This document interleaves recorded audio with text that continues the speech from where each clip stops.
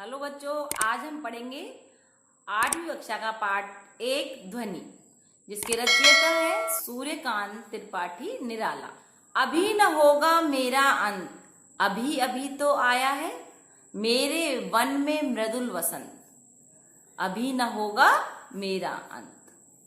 हरे हरे ये पात, डालियां कलियां कोमल गात, मैं ही अपना स्वप्न मृदुल कर फेरूंगा निद्रित कलियों पर, जगा एक प्रत्युष मनोहर।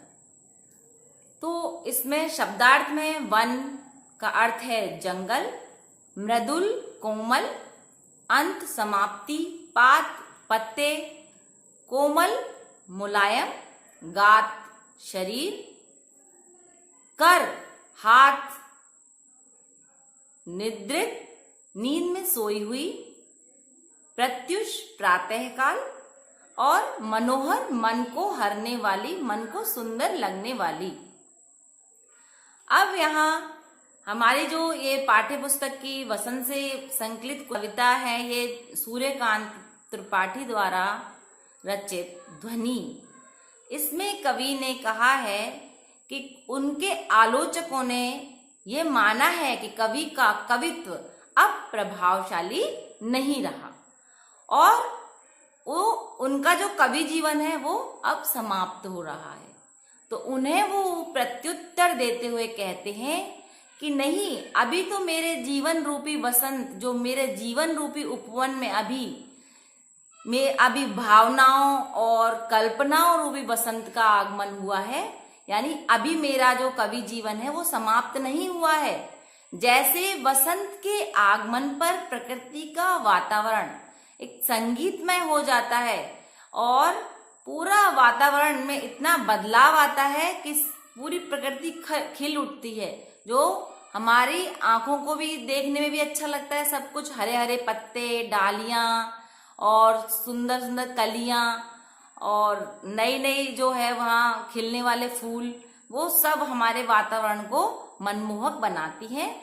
तो उसी प्रकार कवि आलस्य और निद्रा में डूबे हुए या खोए हुए, पथ से भटके हुए युवाओं को प्रेरित करते हुए इसके द्वारा कह रहे हैं कि उन्हें अपने पथ से भ्रमित नहीं होना है, उन्हें आलस्य को छोड़कर अपने लक्ष्य को प्राप्त करना है।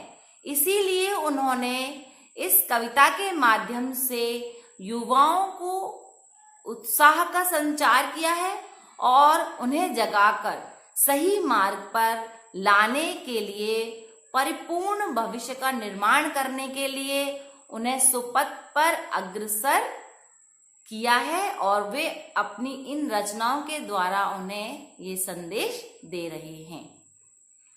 पुष्प पुष्प से तंद्रा लालसा खींच लूंगा मैं, अपने नव जीवन का अमृत सहर्ष सींच लूंगा मैं, द्वार दिखा दूंगा फिर उनको है मेरे वे जहां अनंत, अभी न होगा मेरा अंत। तो इसमें अर्थ है, पुष्प का अर्थ है फूल और तंद्रालस मीन्स होता है आलस्य और निद्रा, नींद, लालसा इच्छा, और नवीन नया, नवीन नया, सहर्ष प्रसन्नता के साथ, द्वार दरवाजा, अनंत जिसका कोई अंत न हो अर्थात ईश्वर। तो इस प्रस्तुत कविता के माध्यम से सूर्यकांत त्रिपाठी निराला कहना चाहते हैं कि युवाओं को आलस्य दूर करके और उनमें एक नई चेतना का संचार करके उन्हें सुपथ पर लाने की बात कही है। कवि ये मानते हैं कि जैसे वसंत आता है तो कलियों में निंद्रा होती है या वो अलसाई हुई होती हैं, तो वो खिलकर उन्हें नया रूप देता है। वसंत जैसे सारी प्रकृति को एक नया रूप देता है, वैसे ही एक अमृत रस से सींचकर जैसे नवजीवन उनमें भर देता है। नवजीवन का अर्थ यहाँ है जैसे पानी हम पेड़ों में देते हैं तो उनसे सींचते हैं, तो नवजीवन उनके लिए जल है। और युवाओं के लिए यहाँ नवजीवन उनकी उस प्रेरणा जो वो अपनी कविताओं से दे रहे हैं, और उनसे वो जो प्रेरित होंगे और चेतना से वो जागृत होंगे, जो युवा सोए हुए हैं उनके लिए वो नवजीवन है। तो यहाँ युवाओं के मन से आलस्य को दूर भगाकर वे उनमें आशा और उत्साह जगाना चाहते हैं, और वे कविता के माध्यम से ये भी बताना चाहते हैं कि परमात्मा तक पहुंचने का मार्ग उन्हें कैसे मिलेगा। जैसे कबीर, रहीम आदि के दोहों में आपने देखा होगा, उन्होंने परमात्मा तक पहुंचने का मार्ग बताया है। वो मानते हैं कि उनकी रचनाएं भी युवा पीढ़ी को एक सुमार्ग देंगी, और उन्हें पूरा विश्वास है कि अभी वो समय नहीं आया है कि हम ये सब अपनी सारी जो अपनी संचित जो अंदर जो हमारी शक्तियां हैं उन्हें हम खत्म कर दें।